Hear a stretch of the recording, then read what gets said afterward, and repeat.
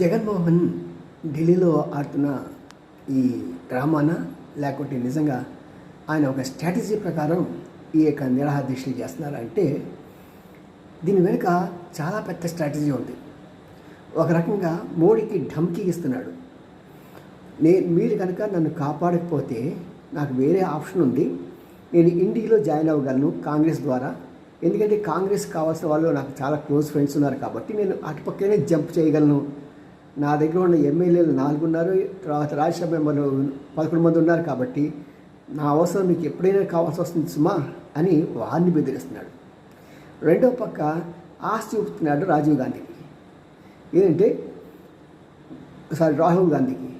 ఏంటంటే నా దగ్గర ఇంతమంది ఉన్నారు కదా, నేను నీ పార్టీలోకి వస్తే నీకు బలం చేకూరుతుంది అని.